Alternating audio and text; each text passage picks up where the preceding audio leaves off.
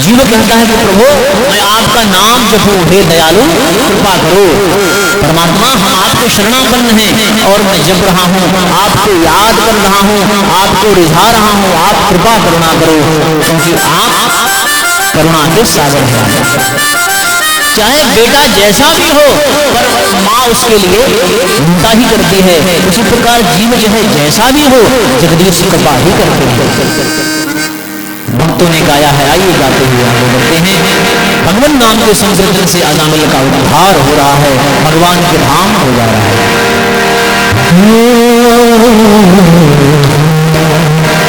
मैं तुझे मैं तुझे मैं तुझे सदा तेरा दयालु दया करो।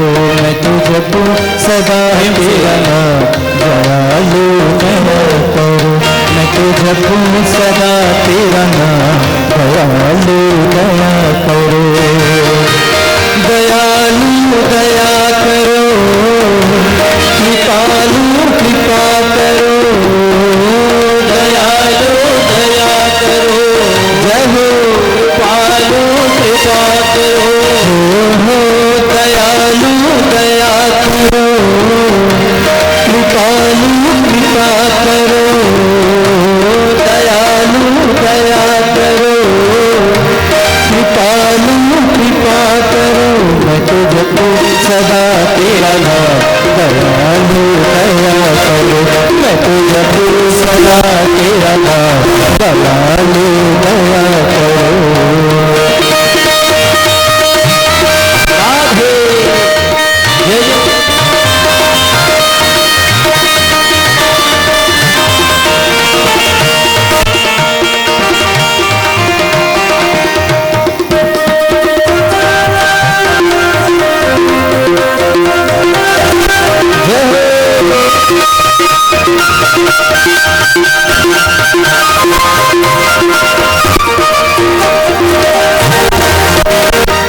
द्वार खड़े हैं भक्त तुम्हारे, द्वार खड़े हैं भक्त तुम्हारे। अपनी दया के खोलो द्वारे, अपनी दया के खोलो। द्वार खड़े हैं भक्त तुम्हारे, अपनी दया के खोलो द्वारे। सब पूरन हो सबका दयालु दया करो। सब पूरन हो सबका दयालु दया करो। मैं तुझको सदा तेरा दयालु दया करो। मैं तुझको सदा तेरा दयालु दया करो। दयालु दया करो, कृपा करो। दयालु दया करो, कृपालु कृपा करो। मैं तुझको सदा तेरा दयालु दया करो। मैं तुझको सदा तेरा दयालु दया करो।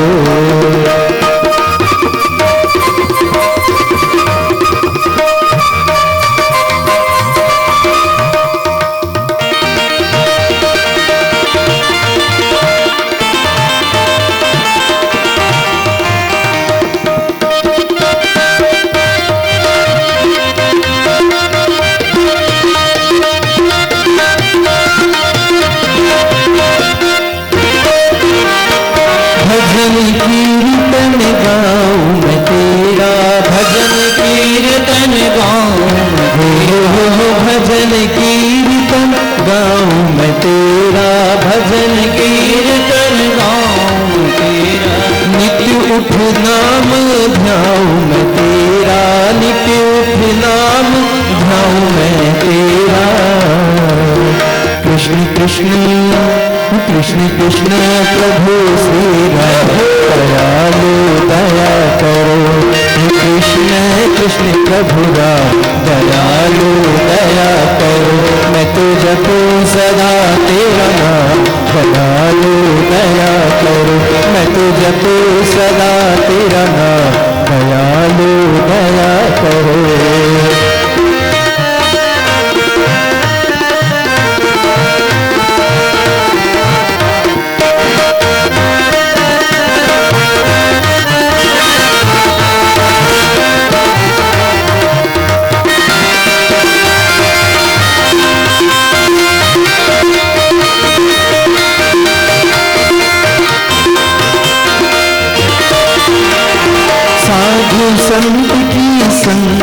देना, साधु संत की संगत दे, साधु संत की संगत देना, साधु संत की संगत देना, अपने नाम की रंगत देना, अपने नाम की रंगत देना, हो अपने नाम की रंगत देना, अपने नाम की रंगत दे।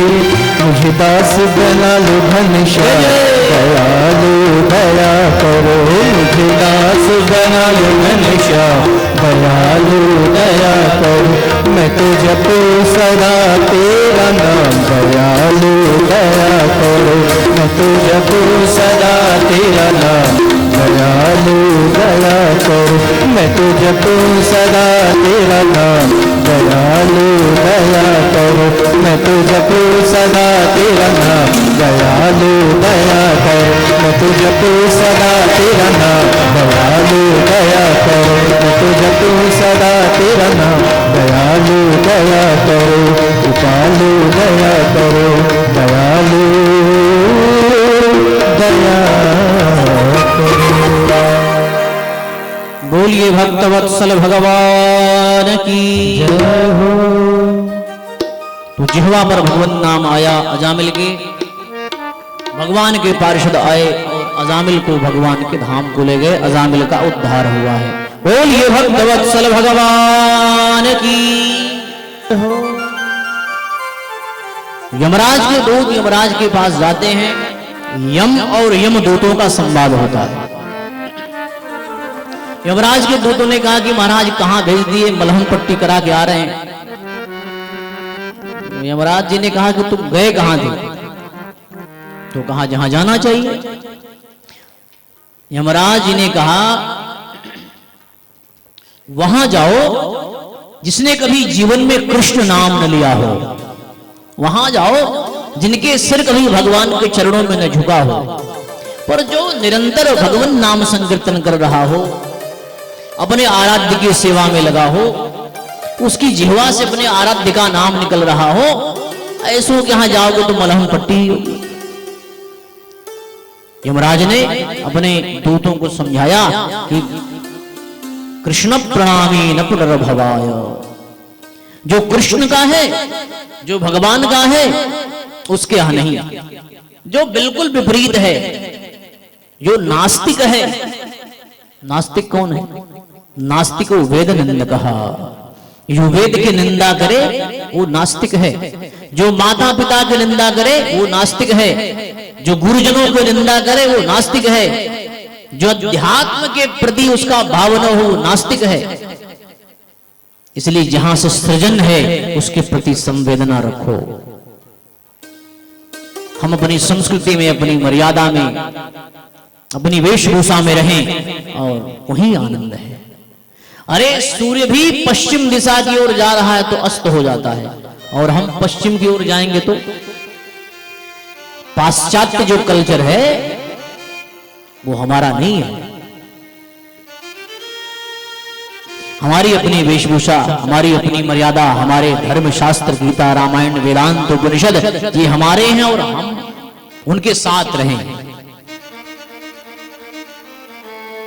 जिसने हमें बड़ा किया है उसके सामने हम बड़ा न बने, माता पिता के सामने छोटे ही रहें, गुरुजनों के सामने छोटे ही रहें।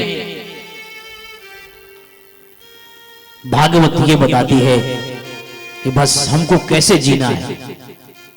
भागवत मरने की कला बताती है, कैसे मरा जाए। इसलिए गंगा के तट पर राजा परीक्षित को बता रहे, राजन तुम्हारी मृत्यु नहीं, मृत्यु आएगी, तुम्हारी ये मृत्यु महोत्सव बन जाएगी, क्योंकि तुम्हारे हृदय में मोहन निवास कर रहे हैं। भागवत कथा व्यक्ति को कृष्णमय बना देती है।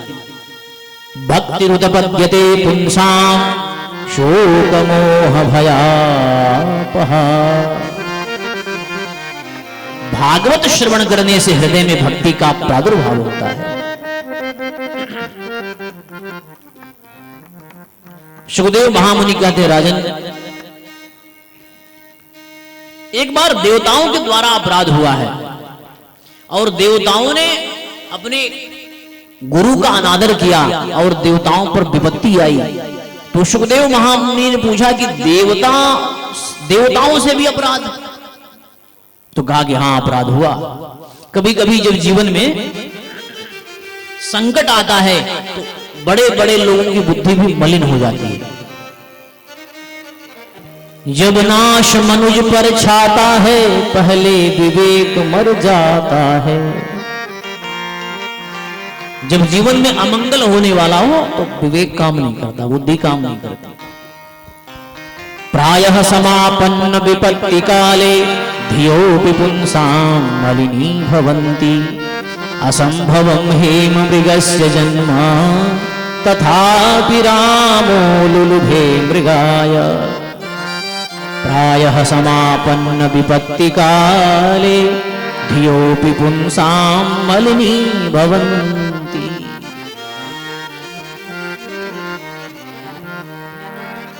तो संपत्ति विपत्ति पर जब ऐसा जीवन में कुछ अमंगल होना होता है तो बुद्धि नहीं काम करती है। आज देवताओं के द्वारा अपराध हुआ। परीक्षित जी ने प्रश्न किया कि महाराज वो कथा सुनाइए, कैसे देवताओं के द्वारा ये अपराध हुआ। कहा कि एक बार की बात है, देवता लोग अपनी सभा में बैठे थे, अमरावती पूरी सजी हुई थी, देवराज इंद्र अपने सिंहासन पर शोभायमान हो रहे थे, रंभा उर्वशी तिलोत्तमा इत्यादि अप्सराएं नृत्य कर रही थी, लोग दाद पे दाद दे रहे थे, वाह क्या बात है, क्या नृत्य है। मृदंग पखावज कई प्रकार के वाद्य बज रहे थे, बड़ा ही सुंदर माहौल बन गया था। और उसी समय देवगुरु बृहस्पति का आगमन होता है, पर लोगों ने देखते हुए भी अनदेखा कर दिया। देवगुरु बृहस्पति को लगा कि हमारे शिष्यों को अभिमान हो गया, ये मदान्ध हो गए हैं, और देवगुरु बृहस्पति वहीं से अंतर्ध्यान हो गए। बाद में देवराज इंद्र को होश आया और बड़ा पश्चाताप हुआ, कहे कि जाकर के अपने गुरुजी को मनाएंगे। देवराज इंद्र गए पर वहां गुरुजी मिले नहीं, बड़े व्याकुल हो गए और त्वष्टा के पुत्र विश्वरूप को वर्ण किया है, उनको गुरु बनाया है। कहे कि आप हमारे गुरु बन जाओ। विश्वरूप गुरु बने हैं, देवताओं ने अपना कार्य साधा है। समय आने पर एक बार इंद्र के द्वारा फिर अपराध हुआ, इंद्र के द्वारा ही विश्वरूप का वध हो जाता है। तुष्टा इत्यादि लोगों ने एक यज्ञ किया, उस यज्ञ में आहुतियां डाली और इंद्र शत्रु विवर्धस्व, इंद्र को मारने वाला शत्रु प्रकट हो, अपराध हो गया। मंत्र में स्वरतोपराधात, इसलिए शास्त्र कहते हैं कि विद्वान ब्राह्मणों के द्वारा ही कर्मकांड कराना चाहिए, नहीं तो अशुद्ध मंत्रों का उच्चारण करे। सवाग वज्रम यजमानम हिनस्ति, वह निकला हुआ जो वाग वज्र है अशुद्ध मंत्र, वह यजमान का नाश करता है। इसलिए विद्वान, जैसा कि आप लोग यहां देख रहे हैं, हमारे आदरणीय पांडे जी का पूरा परिकर बहुत सुंदर ढंग से वेद मंत्रों का उच्चारण करता है। तो ऐसा उच्चारण हो, सुव्यवस्थित, उदात अनुदात स्वरित का भेद उसे पता हो, ऐसा याज्ञिक हो, ब्राह्मण हो। नहीं तो अपराध होने से अगर थोड़ा सा भी अशुद्धि हुई तो फिर वो अर्थ का अनर्थ हो जाए। इंद्र को मारने वाला शत्रु पैदा हो, उस यज्ञ से एक बहुत विशालकाय राक्षस हुआ, उसका नाम है वृत्रासुर। देखते देखते बहुत विशाल हो गया। वृत्रासुर ने सारे देवताओं पे आक्रमण किया, सारे देवता बड़े दुखी हो गए। देवता मिलकर के भगवान नारायण के पास गए कि प्रभु हम तो फिर चले जा रहे हैं। भगवान नारायण ने कहा कि चिंता मत करो, तुम लोग जाओ वहां ऋषि दधीची के यहां जाकर के उनसे उनकी हड्डियों का दान मांगो। यदि वो अपनी हड्डियां दे दें तो उससे वज्र बनेगा और उस वज्र से वृत्रासुर का नाश होगा। देवता गए और बहुत मीठी मीठी वाणी में, महाराज आप संत हैं, जब लोगों को काम बनाना होता लोग बड़े मीठे मीठे वाक्यों का प्रयोग करते हैं। तो देवता भी गए तो उनको अपना कार्य सिद्ध करना है।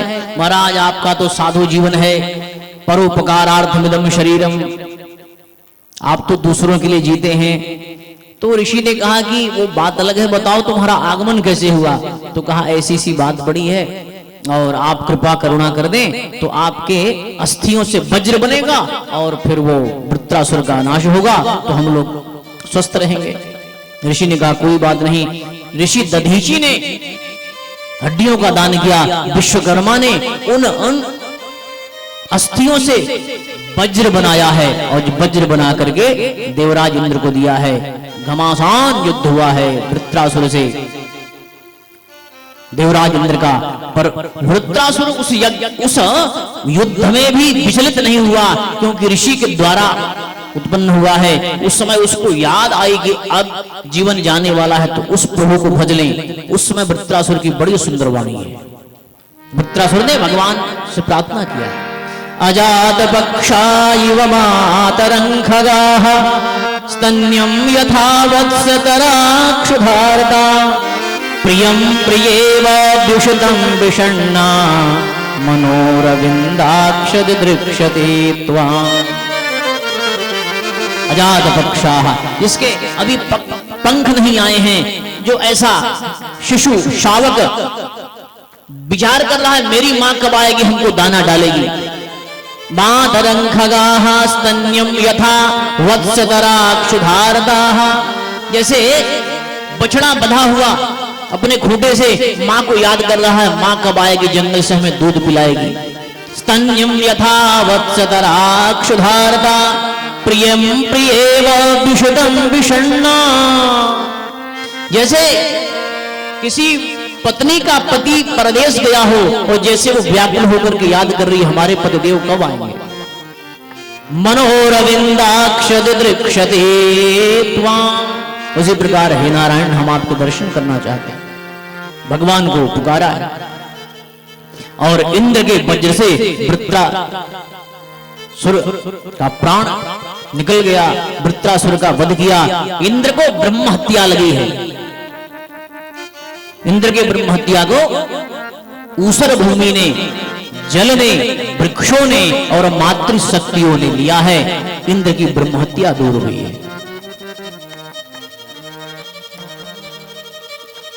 परीक्षित जी पूछते महाराज ये वृत्रासुर था तो कहा कि राजन ये चित्रकेतु नाम का एक बड़ा गंधर्व था। एक बार कैलाश पर्वत पे भगवान शंकर अपनी शिवा को गोद में बैठा करके ऋषियों के साथ ब्रह्म की चर्चा कर रहे थे और उसी समय ये चित्रकेतु पहुंचा और उसने जब देखा तो कहा वाह ब्रह्म की चर्चा और इस तरह से। तो भगवान शंकर तो कुछ नहीं बोले, पर भगवती पार्वती को बड़ा क्रोध आया और श्राप दे दिया कि तुमने भगवान शिव के प्रति ऐसा भाव रखा। भगवान शिव क्या है? ब्रह्म है, काम नहीं सता सकता है, इसलिए भगवान शिव का नाम कामारी है, काम के अरि। बाबा ने मानस में लिखा है, भगवान के रूप का वर्णन किया है। हमरे जान सदा शिव जोगी, हमरे जान सदा शिव जोगी, हमरे जान सदा शिव जोगी, हमरे जान सदा शिव जोगी। अज अनवद्य काम भोगी, अज अनवद्य काम भोगी, अज अनवद्य अकाम भोगी, अज अनवद्य अकाम भोगी। हमरे जान सदा शिव जोगी, हमरे जान सदा शिव जोगी, हमरे जान सदा शिव जोगी। हमरे जान सदा शिव जोगी, अज अनवद्य अकाम जीव में काम है, जगदीश में काम नहीं है। अगर जगदीश में भी काम हो तो फिर कैसा जगदीश? अज न जायते इति अजः, अज अनवद्य अकाम अभोगी। ब्रह्म में भोक्तापन नहीं है, कर्तापन नहीं है। जीव में भोक्तापन कर्तापन है, ब्रह्म में नहीं। ब्रह्म अलग है। सर्वधा बिनु पग चलई सुनई बिनु काना, कर बिनु कर्म करहि विधिनाना। आनंद रहित सकल रस भोगी, बिनु वाणी वक्ता बड़ जोगी। जैसी क्रिया हम करते हैं वैसी क्रिया परमात्मा नहीं करता है। इसलिए भगवान योनिज नहीं है, अयोनिज है। इसलिए भगवान का जन्म नहीं, प्रकट भय प्रकट कृपाला प्रकट होते। जैसा मानव का जीवन है वैसे भगवान का जीवन नहीं। इसलिए भगवान कहते हैं जन्म कर्म च मे दिव्यम यो माम वेत्ति तत्त्वतः। अर्जुन, हमारे जन्म और कर्म ये बड़े दिव्य हैं। इनको जो तत्व से जानता है वही तत्वज्ञ है, वही ज्ञानी है। ब्रह्म की सत्ता अलग है, उसमें भोक्तापन कर्तापन नहीं है। वो तो साक्षी है, निर्गुण है वो। तो भगवती पार्वती ने श्राप दिया था, वही ये चित्रकेतु वृत्रासुर बनकर के आया है। इसकी कथा को सुनाया। पुंसवन व्रत विधि के साथ ही स्कंद को विराम दिया। बोलिए वृंदावन बिहारी लाल की। सुखदेव महामुनि कहते राजन,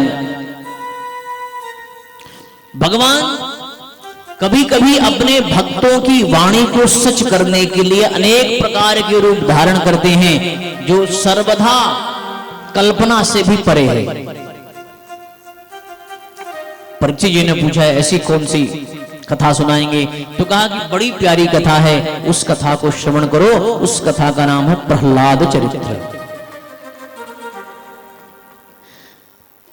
जब भगवान वराह ने हिरण्याक्ष को मार दिया था, उसके बाद से हिरण्यकशिपु बड़ा उतावला था। हिरण्यकशिपु ने अपने कुटुंबियों को समझाया और कहा चिंता मत करो, मैं जाकर के तपस्या करूंगा और आकर के उस छलिया विष्णु का वध करूंगा।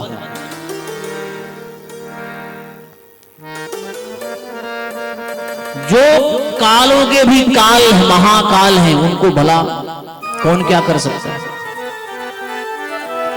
हम काल के अधीन हैं, भगवान कालातीत हैं।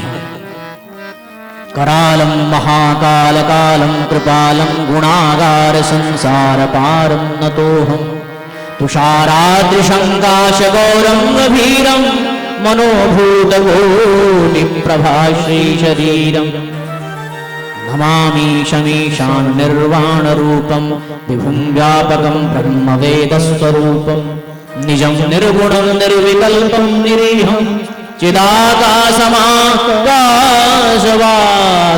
भजेहम्। भगवान शिव कालों के भी काल महाकाल हैं, इसलिए उज्जैन में महाकालेश्वर विराजते हैं। बोलिए महाकालेश्वर भगवान की जय हो। तो हम काल के वश में हैं, पर भगवान कालों के भी काल हैं।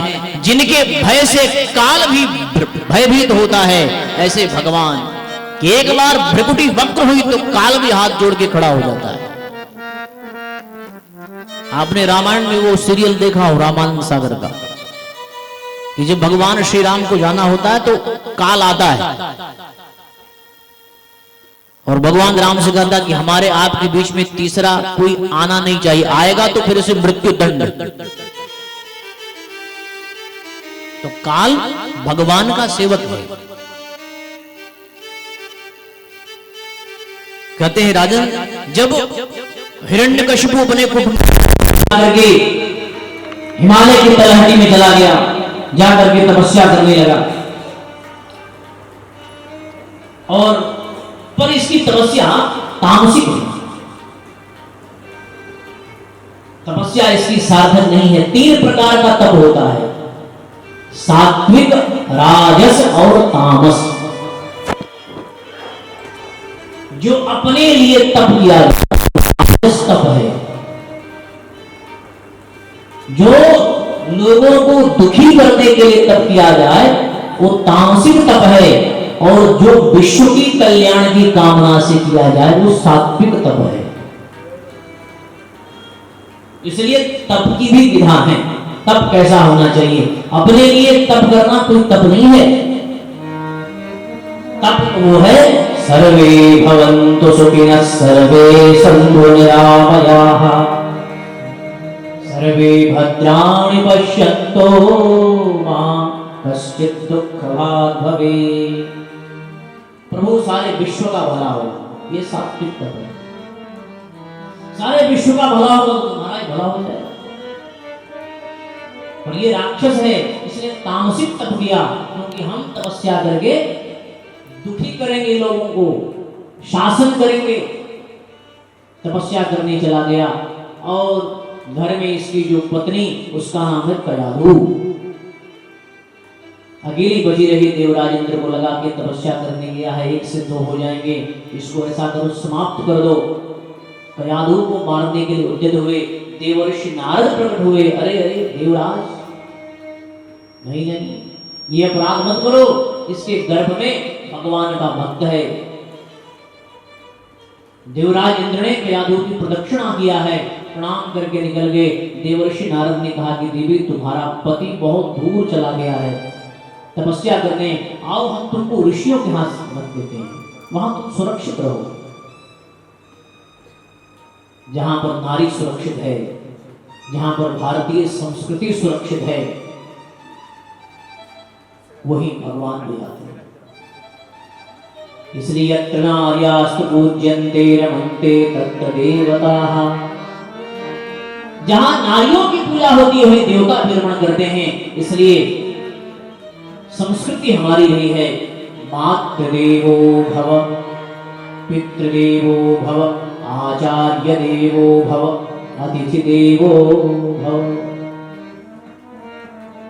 इसलिए सबसे पहले हम मां के प्रति संवेदना रखें। घर में बैठी जगदम्बा के आंखों में आंसू आ जाए तो पर्वत पे बैठी जगदम्बा भी खुश नहीं होगी। इसलिए घर में जो बैठी जगदम्बा है, जिसने जन्म दिया है, उसकी आंखों में आंसू न आने पाए, इसका दायित्व पुत्रों पर है। घर में बैठी लक्ष्मी की आंखों में आंसू आए तो उसका दायित्व उसके पति पर है। इसलिए उसका आदर करना, उसका सम्मान करना, ये हमारी संस्कृति रही है। मातृ देवो भव। देवर्षि नारद ने कहा कि देवी, हम तुमको वहां रखते हैं, जब तुम्हारा पति आए तब तुम चली जाओ। ऋषियों के आश्रम में रही कयाधु सुबह से लेकर के रात्रि पर्यंत संध्या, भजन, कीर्तन, सत्संग, ओंकार ध्वनि, प्रणव, ब्रह्म की चर्चा, वेद वेदांत का गान, पुराणों की चर्चा, ये श्रवण करते करते उसके गर्भ में जो पुत्र है वो संस्कारित हुआ। इसलिए जो 9 महीने का समय है माताओं के लिए बहुत सावधानी का समय है। इसमें हमारे एक एक क्रियाकलापों का उस गर्भ में पड़ रहे बालक पर पूरा प्रभाव पड़ता है। इसलिए कैसे रहना, क्या खाना, किस प्रकार के जीवनचर्या अपनाना, ये बहुत जरूरी है। आजकल तो गीता प्रेस से पुस्तकें निकल गई छोटी छोटी। मां के हाथ में है कि वह अपने पुत्र को किस सांचे में ढाले।